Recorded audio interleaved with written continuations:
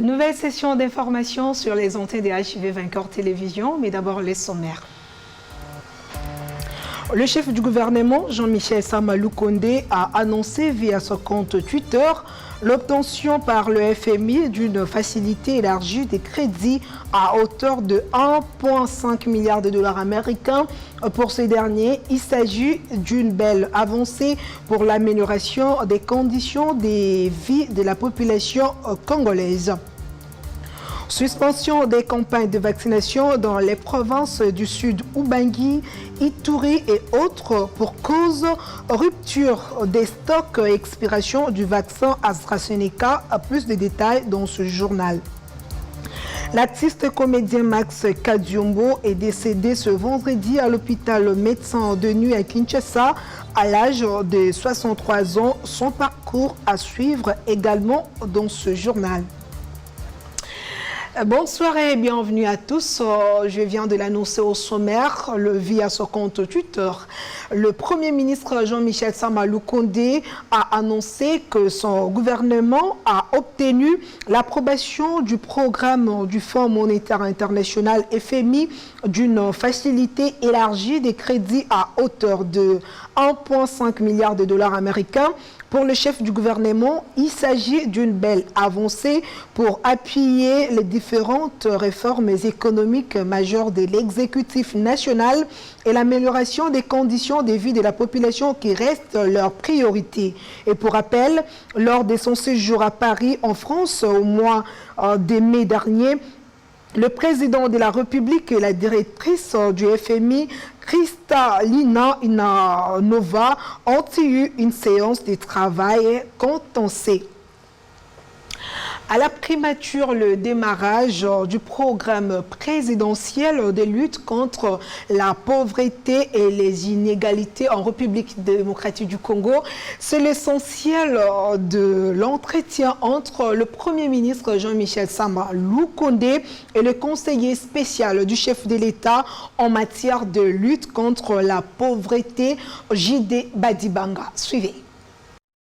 C'est en marge du démarrage du programme présidentiel de lutte contre la pauvreté que le chef du gouvernement Jean-Michel Sama Lukonde a reçu en audience dans son cabinet de travail J.D. Badibanga, conseiller du chef de l'État en matière de lutte contre la pauvreté, que le chef du gouvernement Jean-Michel Sama Lukonde a reçu en audience dans son cabinet de travail J.D. Badibanga, conseiller du chef de l'État en matière de lutte contre la pauvreté. Pour ce faire, une task force ainsi qu'un point focal ont été mis sur pied pour amorcer ces processus. Il était question de pouvoir, n'est-ce pas, arrêter la stratégie et surtout la stratégie de mobilisation des fonds pour le démarrage très prochainement. Et nous avons constitué donc une sorte de task force et aussi il a désigné le point focal pour que désormais la situation puisse évoluer très rapidement et en même temps que je travaille à la présidence, on aura un point focal au niveau de la primature. Il faut noter que la lutte contre la pauvreté en République démocratique du Congo s'inscrit dans la vision du chef de l'État Félix-Antoine Tshisekedi, vision que cherche à matérialiser le Premier ministre Jean-Michel Sama Lukonde à travers son équipe gouvernementale. Restons toujours à la primature où le chef du gouvernement, Jean-Michel Sama Lukonde, s'est entretenu ce jeudi dans son cabinet de travail, tour à tour avec la délégation des syndicalistes de la Société congolaise des transports et ports, SCTP, venus pour plaider sur la question liée au préavis des grèves adressées au gouvernement. Ensuite, avec la délégation des élus nationaux du Congo central, venus, eux, plaider pour obtenir l'autorisation du déchargement des véhicules d'occasion importés au port d'Eboma. Les condensés de ces audiences dans cet élément. Accompagnée par le député national Eliezer Tambwe, la délégation des syndicalistes de la Société congolaise des transports et ports a été reçue par le Premier ministre Jean-Michel Sama Lukonde pour discuter autour de la question liée au préavis de grève adressé au gouvernement par cette dernière. En tant qu'élu du peuple, je suis venu accompagner la délégation syndicale de la STP ex-ONATRA parce que, comme vous avez entendu, ils avaient lancé un préavis de grève. On dit que gouverner, c'est prévenir. C'est ainsi que je suis entré en contact avec Monsieur le Premier ministre. Je lui ai demandé vraiment qu'il est parce qu'il est trop chargé pour que nous puissions éviter cette grève qui s'annonce. Il faut souligner enfin que la question liée à la spoliation des maisons de la SCTP a été également abordée. J'ai insisté auprès du Premier ministre parce que, comme vous savez, la Gombe était à 90% les maisons de l'État. Aujourd'hui, on est en train de spolier. Je demande à ce que si le Premier ministre devrait, au cours de son mandat, faire quelque chose, ne fût-ce qu'on sente que l'État existe. Après cette audience, le Premier ministre s'était entretenu avec une délégation des députés nationaux du Congo central venus plaider pour que le port de Boma soit le seul qui soit autorisé pour les déchargements des véhicules d'occasion importés. Bruno Nzaou, déclarant en douane, a soutenu que le Premier ministre devrait responsabiliser les élus nationaux pour les suivis de ces dossiers. Nos députés nationaux, nous sommes venus porter la voix de la ville de Boma auprès de son Excellence, Monsieur le Premier ministre, pour qu'il puisse s'impliquer afin que nous puissions bénéficier de l'exclusivité du déchargement de tous les véhicules d'occasion et usagés dans la ville de Boma. Pour la simple raison que jusque-là, c'est l'unique port qui est doté d'une station de contrôle technique moderne au niveau de l'OCC. Le déchargement de tous les véhicules d'occasion et usagés dans la ville de Boma va apporter la vie dans cette province et surtout faciliter le trafic sur le port Maréchal. Quittons la primature, direction le Sénat, le développement de la province du Sud. Kivu était au centre des échanges entre le président de la Chambre haute du Parlement, Batilou Kwebo, et le gouverneur de cette province, Théo Kwabidje, qui a salué la mise en place par le chef de l'État, Félix-Antoine Tshisekedi, du programme de désarmement, démobilisation et réinsertion communautaire DDRC pour les ex-combattants. On l'écoute après, au sortir plus tôt de cette audience. C'est un programme qui a été validé et l'ordonnance présidentielle qu'on attendait a été publiée il y a une semaine. Ce processus va nous amener la paix dans notre province, mais il n'y a pas que la paix. Nous avons parlé des routes. L'honorable président du Sénat a insisté sur des routes principales qui relient Bukavu au territoire. Ici, il a été question de la route nationale numéro 2 qui relie Bukavu, Walungu, Mwenga.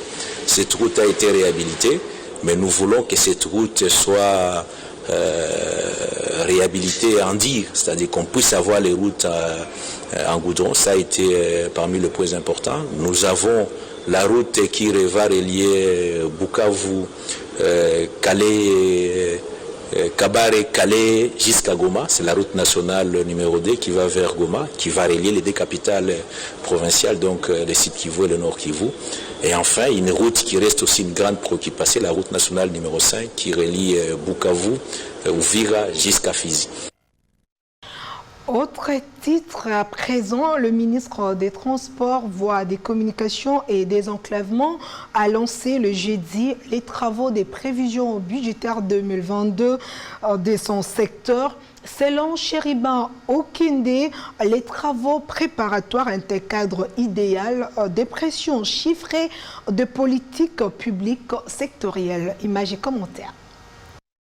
Le travaux préparatoires de prévision budgétaire du ministre des Transports, Voies des Communications et des Enclavements vise à assurer l'existence ou non d'un équilibre budgétaire sur l'exercice 2022. À en croire Chériba Okinde Senga, cet outil va servir comme un élément de contrôle efficace entre les prévisions et les réalisations. Comme il est de coutume, chaque année, les différents secteurs de la vie nationale expriment des besoins de fonctionnement et d'investissement pour le développement de leurs activités. Les travaux d'élaboration des prévisions budgétaires constituent le cadre par excellence d'expression chiffrée des politiques publiques sectorielles. La présente communication consiste à imprimer une orientation générale sur les cadres légaux et réglementaires de nos travaux.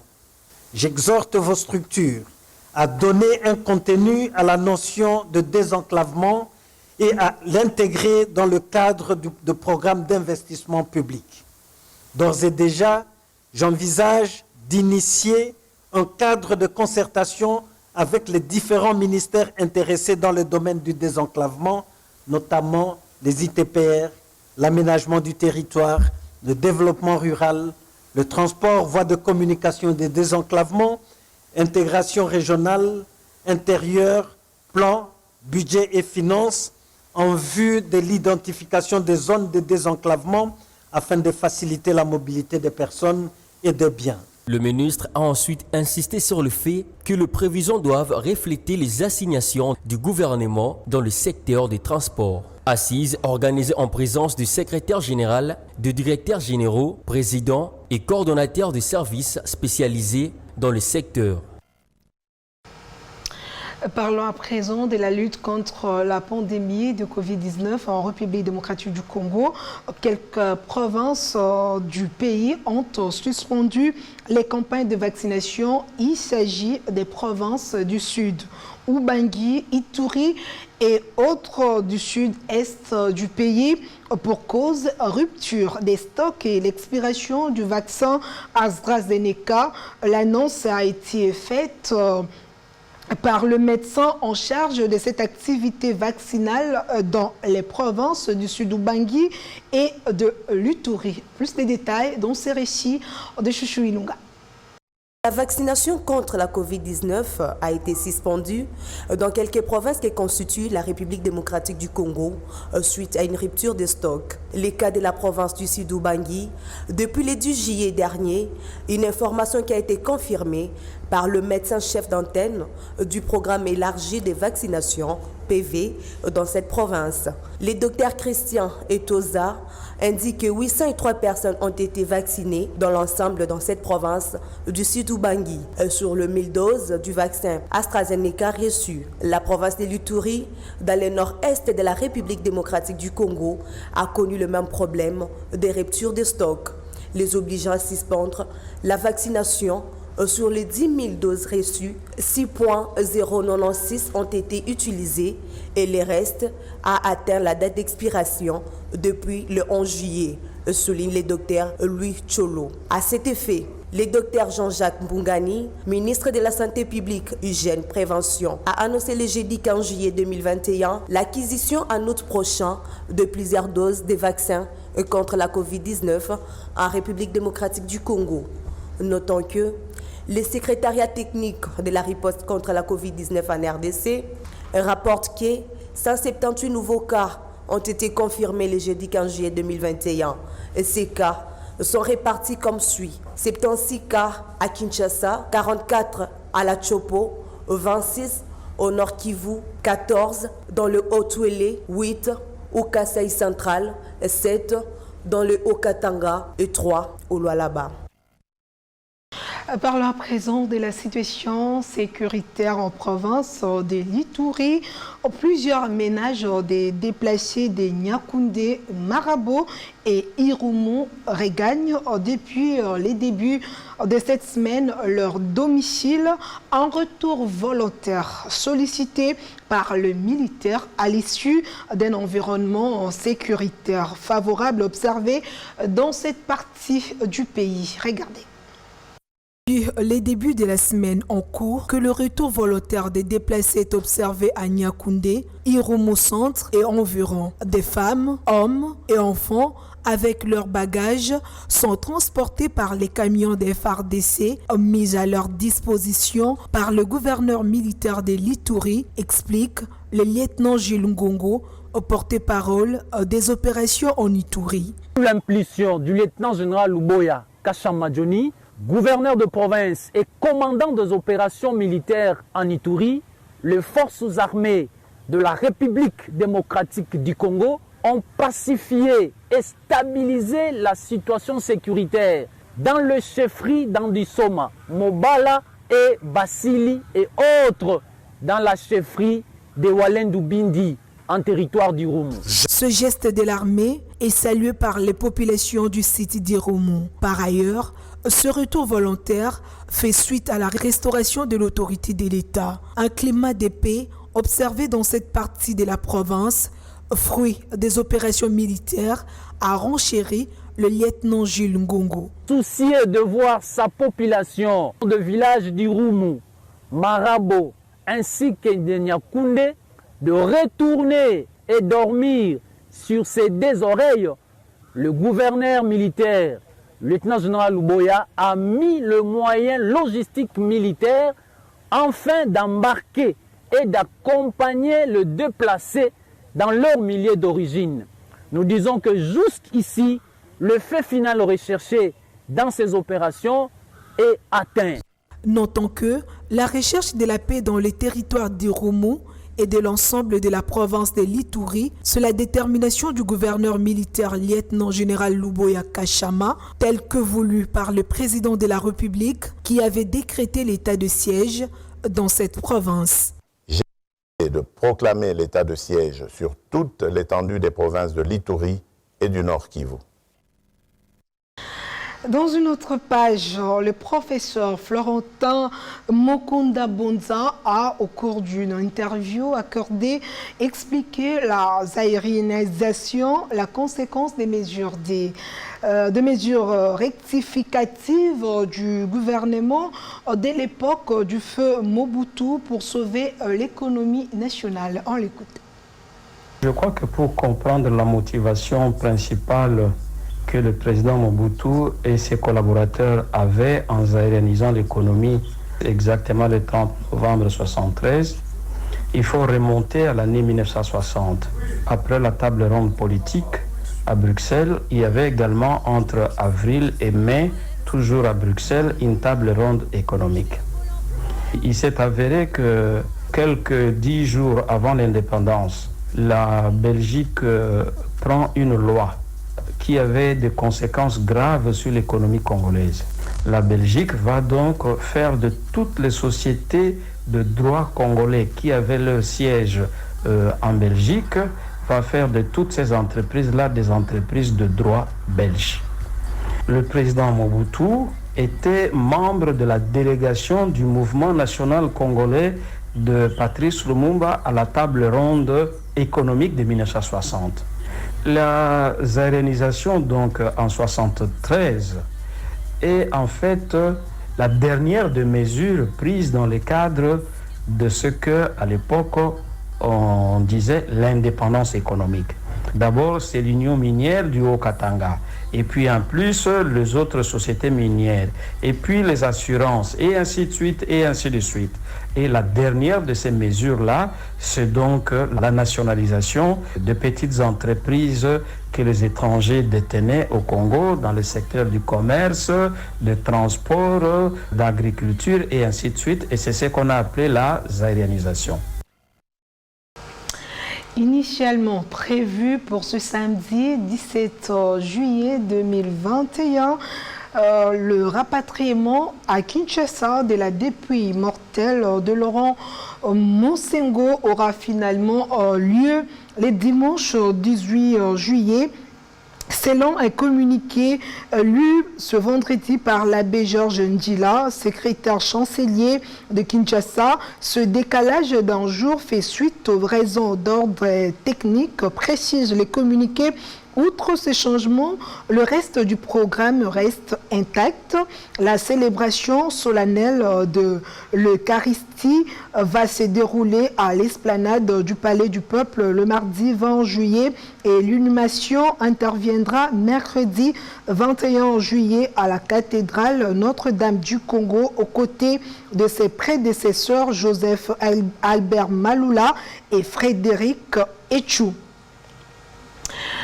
Page noire, les artistes comédiens congolais en deuil. Le polyglotte Max Kadiombo est décédé ce vendredi à l'hôpital Médecins des Nuits à Kinshasa-Gombe à l'âge de 63 ans.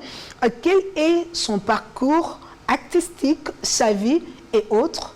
Les détails avec Chouchou Ilunga. Lynn,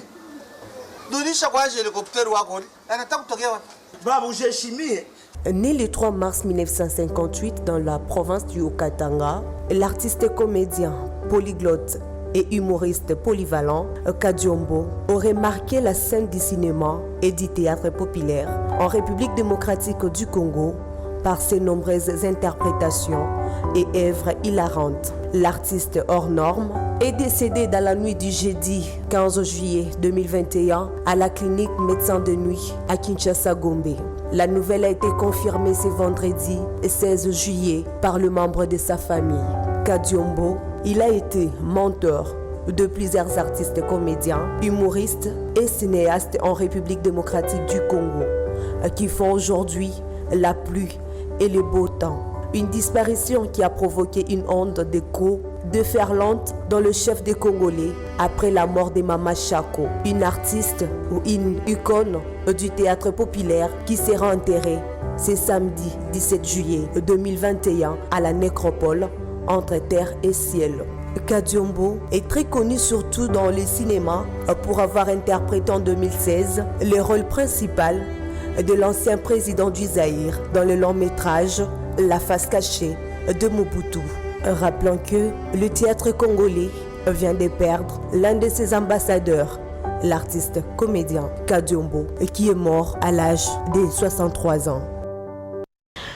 Que son âme repose en paix. Un mot des sports avant de nous séparer. Après une fin de saison plus que mouvementée, l'ASV Club a lancé sa pré-saison jeudi 15 juillet au terrain Oudjana dans l'enceinte du stade plutôt Tata Raphaël. Pour cette reprise, il a été question pour l'entraîneur Aïe Raoul Chungu et les managers de l'équipe de détecter les joueurs venus solliciter les postes au club par leur propre initiative. Josué Ntinkobo et Baudry Soda étaient présents pour le compte des vainqueurs télévision. Après une fin de saison mouvementée et plein de suspense en Ligue nationale de football, c'est sur ces terrains du centre de formation Oudjana que l'AS Vita Club lance sa pré-saison avec une série de détections de différents talents émergeant au championnat quinois et d'ailleurs.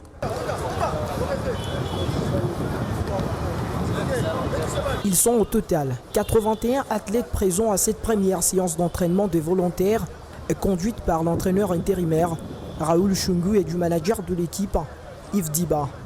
Notre ville, il y a plein de joueurs, plein de milliers de joueurs éparpillés un peu partout. Et on donne la chance surtout qu'on a un programme de construire une deuxième équipe junior, puisque ce n'est pas chaque année qu'on doit aller puiser à l'extérieur. Il faudrait qu'on prépare aussi nos jeunes. C'est dans ce cadre-là. Et évidemment, donner la chance à ceux-là qui méritent. Promouvoir le meilleur talent, le co pour les échéances à venir est l'un des objectifs assignés par le Moscovite de la capitale, classé 3e au championnat de Ligue de la RDC après une fin de saison tumultueuse. Ce qui m'intéresse pour l'instant, c'est évaluer les niveaux techniques du joueur. C'est ça qui est le plus important. Le reste, c'est la condition physique, ça vient après, la tactique, ça vient après. L'essentiel, 15 minutes, c'est amplement suffisant pour voir un joueur s'il sait manier le ballon, il peut en faire quelque chose. Donc on ne peut pas sous-estimer ou minimiser cette histoire de volontaires. Il y a toujours des joueurs qui se cachent quelque part qu'on ne connaît pas. Qui connaissait le Vumbu? Mumbere, c'est pareil, c'était pareil. À cette époque, je venais de quitter le club. Et on a vu le Vumbu s'entraîner comme les jeunes ici. Et aujourd'hui, ils sont des grands joueurs. À la question sur les successeurs de Jean-Florent Ibengue parti à la Renaissance sportive de Berkane au Maroc, Raoul Chungu fait un clin d'œil à la coordination de l'équipe. Ce n'est pas moi de juger. Je suis entraîneur, ça fait plus de 35 ans que je fais ce métier. Je ne peux pas dire que je vais qu'on me confirme ou qu'on ne me confirme pas. Je suis un employé et c'est à l'employeur de prendre la décision. Recrutement et transfert au sein de l'équipe, le manager explique. Chaque club a sa stratégie. Nous ne sommes pas un petit club, bien entendu. Donc on a arrêté de faire un peu trop de bruit pour l'instant et travailler en coulisses pour ne pas trop réveiller les prétentions ou réveiller certaines personnes qui peuvent nous concurrencer. L'année passée, on a eu un recrutement fanfare qui a suscité beaucoup de concurrents, d'où il fallait miser pour pouvoir se mettre à l'abri. Cette année, on travaille en coulisses, on travaille en silence, mais avec beaucoup plus de lucidité que vous puissiez l'imaginer. Les meilleurs issus de cette détection pourraient intégrer directement l'effectif de Vert et Noir de la capitale pour faire jonction avec les anciens et autres nouvelles recrues annoncées. Cette série de détections ira du 15 au 25 juillet prochain. Voilà, c'est par cet élément des sports que nous mettons un terme à ce journal. Place à présent au rappel des principaux titres. Le chef du gouvernement, Jean-Michel Sama Lukonde, a annoncé via son compte Twitter l'obtention par le FMI d'une facilité élargie des crédits à hauteur de 1,5 milliard de dollars américains pour ce dernier. Il s'agit d'une belle avancée pour l'amélioration des conditions de vie de la population congolaise. Suspension des campagnes de vaccination dans les provinces du Sud Ubangi, Ituri et autres pour cause rupture des stocks et expiration du vaccin AstraZeneca. Vous avez suivi le détail dans ce journal. L'artiste comédien Max Kadiombo est décédé ce vendredi à l'hôpital médecin de nuit à Kinshasa à l'âge de 63 ans. Son parcours, vous avez également suivi dans cette session d'information. Édition spéciale de Chouchou Ilunga, assistée par Pius Chimanga. Merci à tous de l'avoir suivi et bonne suite des programmes sur nos antennes. Au revoir.